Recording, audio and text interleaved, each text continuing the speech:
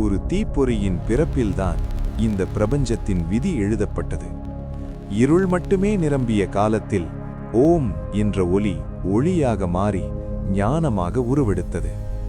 அந்த ஞானம் ஒரு தெய்வமாக அவதரித்தது. ஒரு குழந்தை தன் தந்தைக்கே குருவாக மாறியது. ஒரு மயில் அகந்தையிலிருந்து இறங்கி ஞானத்தின் வாகனமாக மாறியது. அவர் பெயரை சொன்னாலே அகந்தை அடங்கும். அவர் உருவத்தை பார்த்தாலே பயம் போடும். அவர்தான் தமிழர்களின் நம்பிக்கையான வேலாயுதன், முருகப்பெருமான்.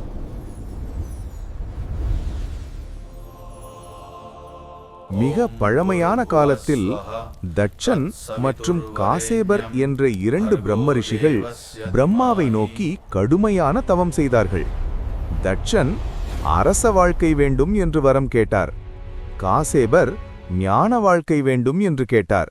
இருவருக்கும் அவரவர் விருப்பப்படி வரம் கிடைத்தது. தட்சனின் தவத்தின் பலனாக சக்தி தேவி அவருக்கு மகளாக பிறந்தார். அதனால் சிவபெருமான் தட்சனுக்கு மருமகனாக வந்தார்.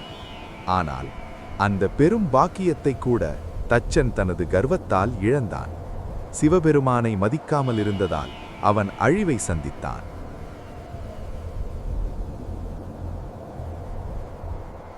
மற்றொரு பக்கம் காசேபர் மாயை என்ற அழகான பெண்ணை பார்த்து அவளிடம் ஈர்க்கப்பட்டார். அதனால் அவரது தவத்தின் பலன் வீணானது. அவர்களுக்கு பிறந்தவர்கள் சூரபத்மன், தாரகாசுரன், சிங்கமுகன். இவர்கள் மூவரும் அசுர சக்தியுடன் பிறந்தவர்கள். அதை அறிந்த காசேபர் கவலைப்பட்டார். அவர் தனது மகன்களிடம் சொன்னார், உலகத்திலேயே உயர்ந்தவர் சிவபெருமான். அவரை எப்போதும் எதிர்க்காதீர்கள். அவர்கள் தந்தையின் வார்த்தையை கேட்டாலும் பின்னர் சிவபெருமானை நோக்கி தவம் செய்தார்கள். சிவபெருமான் மகிழ்ந்து அவர்களுக்கு வரம் தர வந்தார். அப்போது அவர்களுடைய மனதில் பேராசை எழுந்தது. உலகங்களை ஆளும் சக்தி, மரணமில்லா வாழ்க்கை, இவற்றைக் கேட்டார்கள். சிவபெருமான் சொன்னார், மரணமில்லா வரம் யாருக்கும் கிடையாது. ஆனால் சூரபத்மன் ஒரு சூழ்ச்சி கேட்டான். பெண்ணுக்கு பிறக்காதவன், ஆனா பெண்ணின் மகன் மட்டும்தான் என்னை அழிக்கணும். இந்த வரம் கிடைத்ததும் அவனுடைய அகந்தை அதிகரித்தது. சூரபத்மன் தேவர்களை அடிமையாக்கினான், முனிவர்களை துன்புறுத்தினான், நவ கிரகங்களையும் கட்டுப்படுத்தினான். உலகமே இருளில் மூழ்கியது. அப்போது தேவர்கள், நாரதர், பிரம்மா, மகாவிஷ்ணு அனைவரும் சேர்ந்து சிவபெருமானிடம் உதவி கேட்டார்கள். சிவபெருமான் தன் நெற்றிக் கண்ணிலிருந்து 6 தீப்பொறிகளை வெளிவிட்டார். அந்த வெப்பம் தாங்க முடியாமல் பார்வதி தேவி விலகினார். அக்னிதேவன் அந்த தீப்பொறிகளை சரவண பொய்கையில் சேர்த்தார்.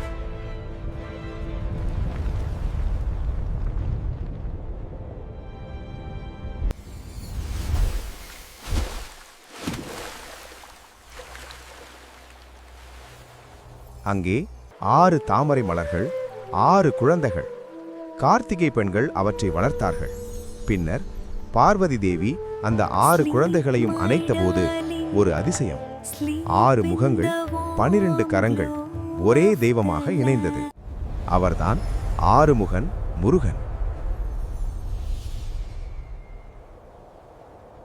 முருகன் தன் பிறப்பின் நோக்கத்தை நிறைவேற்ற சூரபத்மனுக்கு எதிராக போர் புரிந்தார்.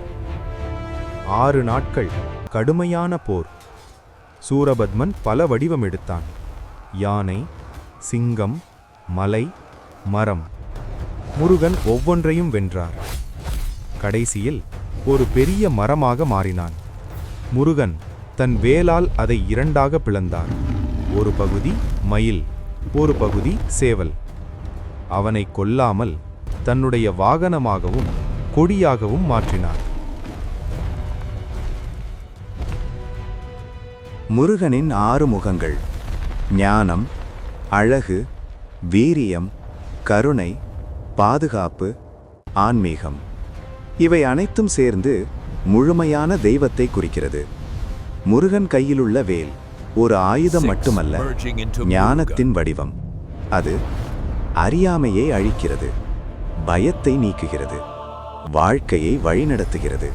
அதனால்தான் வேலுண்டு வினை இல்லை.